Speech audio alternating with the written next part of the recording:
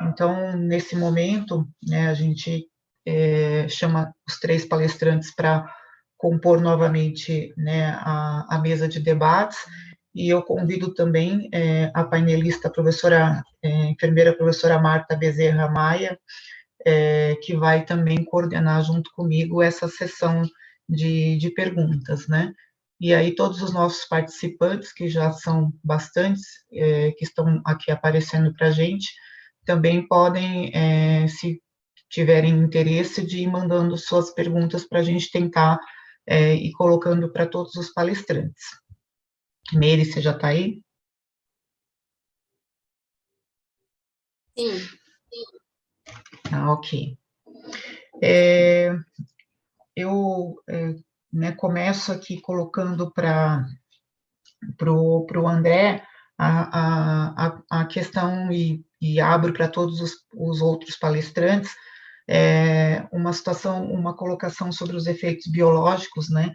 E perguntando qual é a ação do efeito biológico nas células do corpo humano.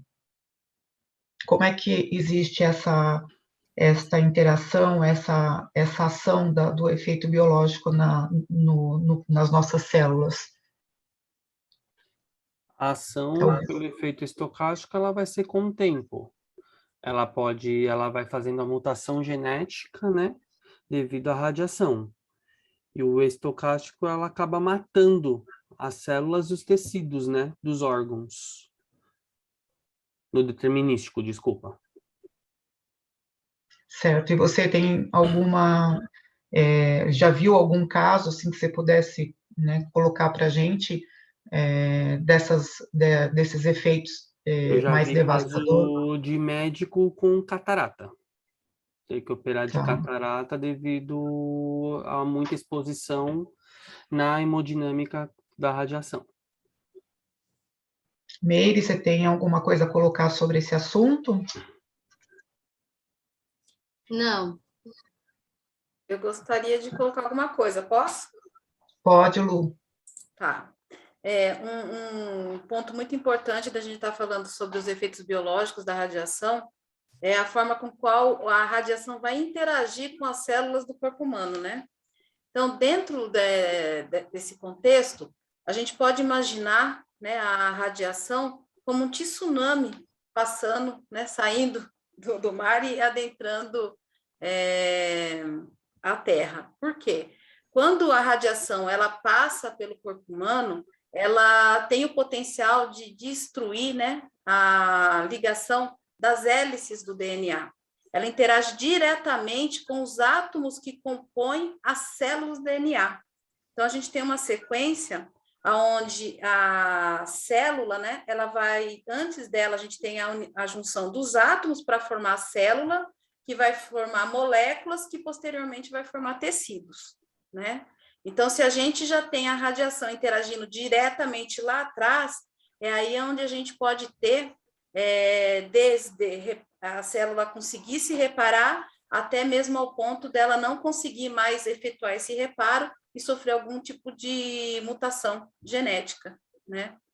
E isso é um fator muito importante da gente pensar toda vez que se utiliza radiação ionizante, as células sofrem com isso. É que a célula ela tem o poder de se reparar, ela consegue fazer isso, mas pode chegar um momento que ela não consiga mais fazer isso e a gente tem aí o desenvolvimento de câncer, esses tipos de patologias, ok?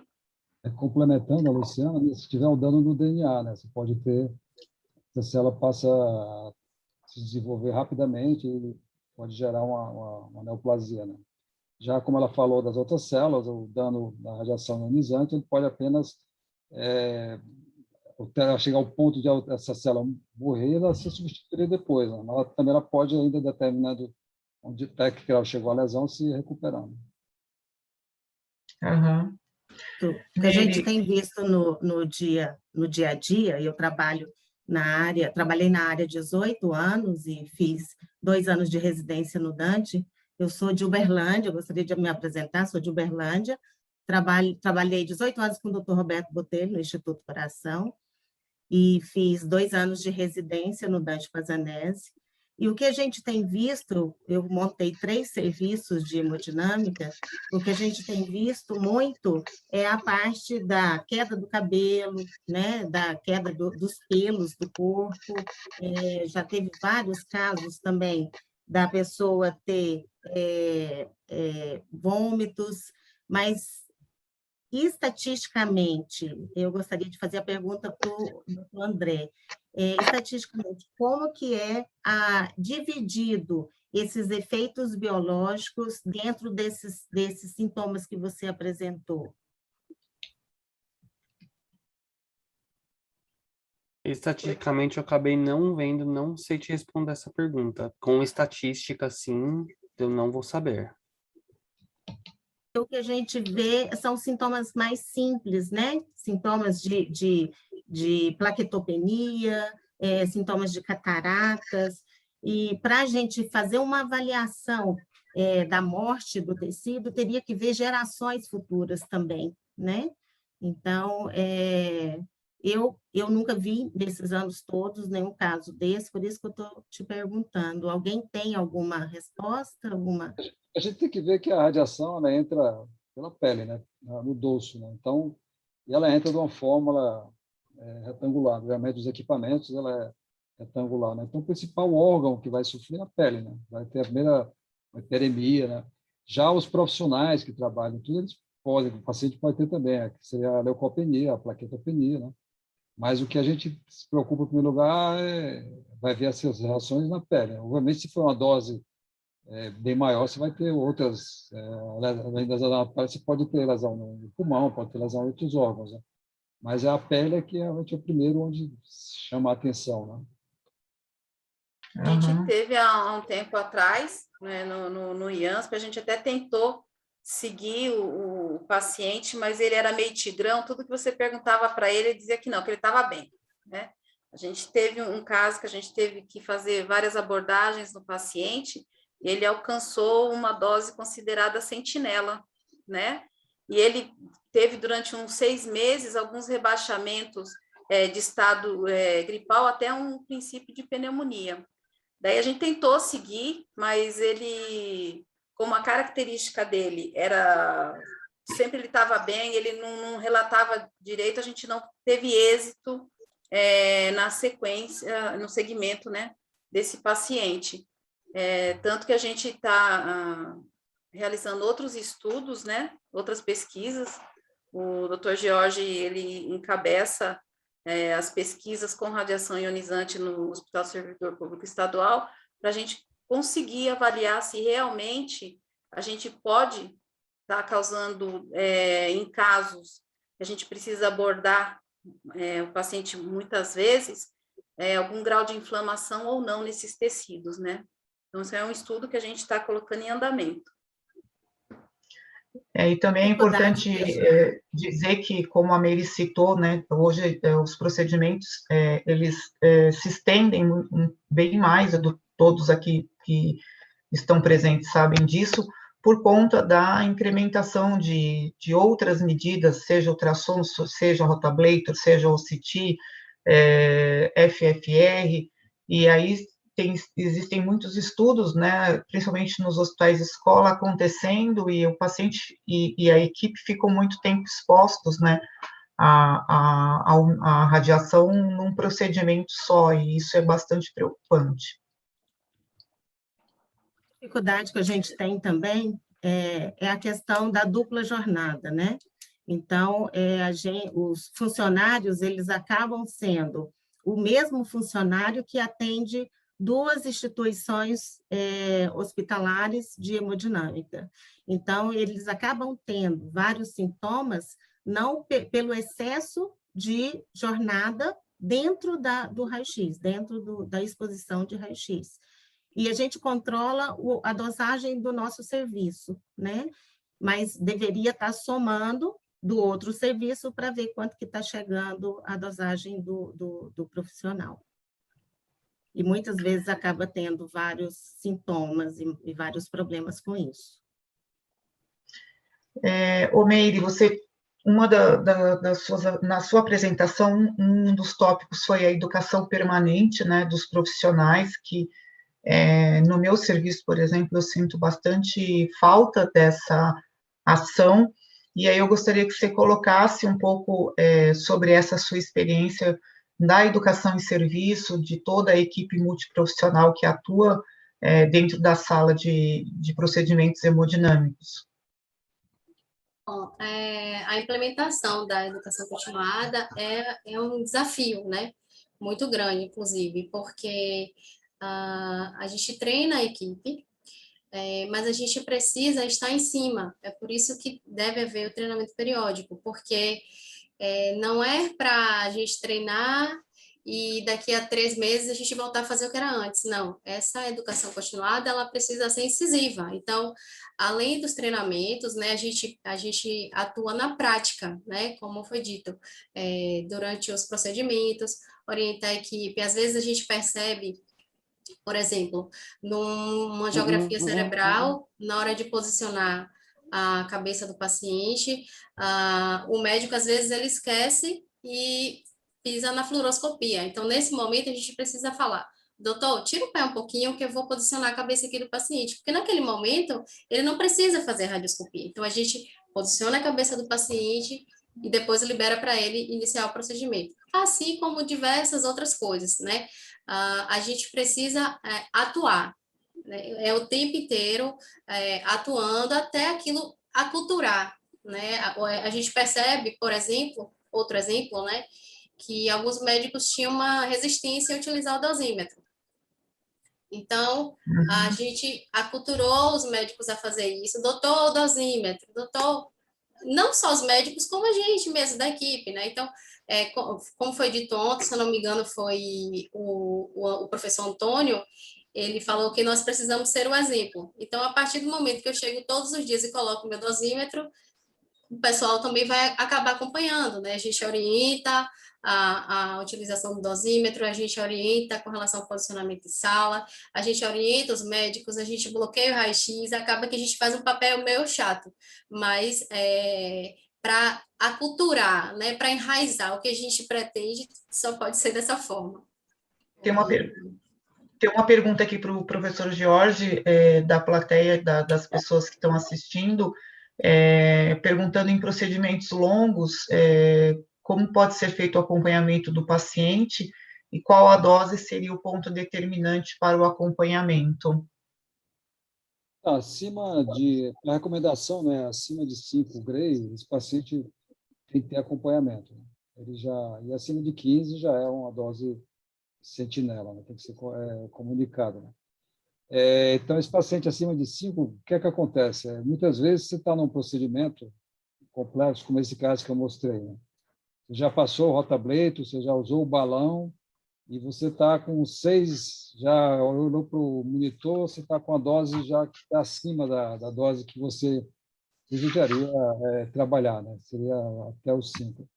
Você não tem que pesar, né? Se eu parar o procedimento ali, você esteja preservando o paciente da radiação, mas com certeza ele vai ter um evento cardíaco, né? Então, todo o trabalho que foi feito, do rotableto, da dilatação, tudo vai ser jogado fora. Esse paciente vai ser prejudicado. Então, tem que pesar, né? No momento, se vale a pena continuar e terminar o procedimento ou se você já está numa zona que causa um dano maior, né? Então, tem que pesar isso aí, né? Então, acima dos 5, você já tem que estar alerta, né? Pelo guideline americano, você já tem que acompanhar esse paciente, né? Ok. Meire, também tem uma pergunta aqui para você, perguntando sobre o comitê de radioproteção, de que forma ele pode ser implantado no serviço. Bom, o comitê de proteção, ele pode ser implementado através do nosso supervisor de radioproteção, né? Eu acho que o supervisor de radioproteção, ele tem um papel fundamental nesse quesito, né? Ontem foi dito pelo professor Antônio, que a gente precisa conquistar o responsável do setor, né? Então, eu acho que se a gente conquistar o responsável do setor e mostrar, né, que o nosso trabalho é um trabalho sério, né, que envolve ali toda a proteção para a equipe, né, eu acho que a gente já deu um passo à frente, né? Então, o primeiro passo é passar o objetivo para o responsável do setor, né? Eu acho que ele que vai direcionar melhor isso e reunir, né, todos os envolvidos para a implementação das normas, rotinas, programas. Uhum. Marta, tem alguma outra colocação? Saber como que você lida com a curva de aprendizado dos médicos, quando tem médicos novos, né? A gente vê muito isso em hospital de medicina, né? Que tem o treinamento. Então, como que vocês lidam com essa curva de treinamento? Que os médicos, eles acabam excedendo um pouco mais no tempo, na questão do raio-x, do pedal. Então, eu queria que você falasse um pouquinho sobre isso, como que é no seu serviço e se vocês têm isso. É para mim? Pode ser para você ou para o doutor George, quem quiser responder. É interessante, você estava falando, está me vendo na cabeça aqui, que a formação, também na minha como cardiologista, sempre foi muito enfatizada essa questão da proteção, né? Desde o começo, então está tudo já automatizado. Você tem a questão de seja colima, você tenta gravar a imagem de endoscopia, isso já está na minha cabeça. Eu observo, né, que tem outras especialidades, não estou falando mal de outro, que seja melhor, seja pior, que eles não têm essa cultura, né? Que eu vejo o procedimento de 4, 5 horas, doses assim, elevadíssimas de radiação, né? E se fica com o pé lá e não... Parece que se esquece, como a Mary falou, né? Vai movimentar a cabeça e você está lá com a escopia. Então, é questão mesmo de formação. O residente, no momento que ele entra na residência, ele tem que ser orientado, né? Que a radiação ela tem limites, ela tem que ser acompanhada, tem que ser as doses dos dosímetros, não pode ultrapassar aqueles limites, porque esse preço você vai pagar, pode ser que você, não, foi uma lesão de pele, mas o pior é que se você tiver uma neoplasia maligna, ela vai surgir tardiamente, né? 10, 15, 20 anos, 30 anos depois, né? Que vai surgir esse câncer, né? Então, a gente tem que ter essa cultura, né? A questão da catarata, como foi falado, né? Usar o óculos de proteção, né? Então, tudo isso aí tem que ser... no momento em que o médico entra, começa a fazer o procedimento, tem que começar a educação, acompanhamento, chamar a atenção, né? Usa os dosímetros, tem que estar muito próximo da fonte, usa o anteparo, usa a saia. Então, tudo isso tem que ficar aquilo já automatizado, né?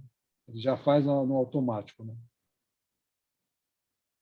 E aí, pegando um link sobre isso que o senhor está comentando, a Meire também falou da conservação, né, dos aventais, da adequada colocação deles, principalmente em cabides, e a experiência que eu tenho é justamente trabalhar em cima da equipe no sentido dessa conservação, porque são 6 salas, né, no mesmo corredor e eles querem produzir. O residente quer fazer uma angioplastia atrás da outra, e aí os aventais são jogados de qualquer forma, e isso a gente sabe que danifica, né, o chumbo e toda a proteção que o EPI coloca, e também a colocação do EPI incompleto, ou não usa o óculos, ou não coloca o protetor de tireoide, não só a equipe médica, mas também a de enfermagem. Hora ou outra a gente tem que passar fechando a porta, porque alguém saiu de lá e deixou a porta mal fechada. Então, são ações aí educativas que precisam ser constantemente colocadas. Complementando. A doutora Fernanda, é importante fazer a vistoria dos aventais, né? Colocar na mesa de exame, ver se tem adaptadora, se ele está ainda adequado para uso, né? E atualmente a sala, pelo menos na nossa agora, ela tem um mecanismo que se abriu a porta, acaba escopia, né? Então, filmagem. Então, isso é bem interessante, né? Que não fica a porta aberta e fica essa radiação, ela poderia passar para outro ambiente, né? Então, isso no começo a gente acha chato e tudo, mas é muito necessário, né? Com certeza. Mas a gente tem que preservar a segurança não só do paciente, mas também da equipe multiprofissional, né? E uma coisa também muito importante que a gente vê no dia a dia é a questão dos dosímetros individuais, que acaba indo para a lavanderia, acaba indo para a casa do funcionário, ou então tá no avental, o outro funcionário pega o avental, e aí você vê uma dosagem bem mais alta. Então, é um cuidado que a gente tem que ter, e a conversa no pé do ouvido do dia a dia mesmo, da educação permanente, porque é toda a equipe. E esse negócio que a Fernanda falou é uma coisa que a gente vê também muito, a questão de chegar, jogar um avental de qualquer jeito, quebra o avental, aí no dia da avaliação, aquele avental está quebrado, mas o funcionário usou aquele avental durante 1 semana, 2 semanas, e sabe-se lá quanto. Então, a segurança, ela é primordial. Quando a gente faz um controle, um teste de integridade dos EPIs, por exemplo, não adianta só a gente falar, a gente precisa mostrar na prática. Então, no nosso serviço, a gente, as poucas capas que a gente encontra, né, com fissura ou rachadura, a gente faz uma aquisição dessa imagem e grava em CD, né? Se possível, a gente imprime essa imagem no A4 mesmo e sinaliza para a equipe, né? Porque é importante eles verem, né? Ó, essa capa que você utilizou está rachada em tal lugar. Você está vendo a importância de não sentar com a capa? A importância de não dobrar, não deixar jogada, né? Então, acho que a gente também precisa mostrar os dados, porque aí fica mais evidente, né? Fica mais fácil a comunicação.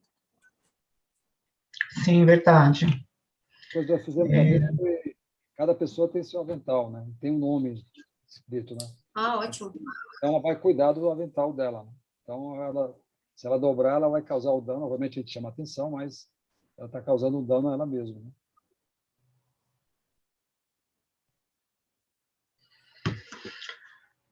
Eu gostaria de colocar uma pergunta aqui para o Dr. Jorge, ou para todos que quiserem responder, né? O que mudou na Receita 330? O que mudou as exigências, né? De todo o processo do ar-condicionado, a questão da parede varitada, da questão do fluxo de pessoas, fluxo do paciente, recuperação, né? Então, ela tem uma série de exigências também na questão dos controles, né? Dos operadores. Então, ela é bem completa, né? Tanto que nós estamos funcionando sem ter aprovação, né? Nós tivemos aquele laudo que foi feito em janeiro, né? Eles não retornaram ainda, foi feitas as adequações, as visitas são demoradas, eles têm uma limitação de pessoas, né, para fazer essas visitas, né? São muito, São Paulo, que é gigantesco, então é complicado. Então, nós estamos funcionando sem o alvará da vigilância sanitária. Uhum. Espero que não tenha ninguém da vigilância ainda.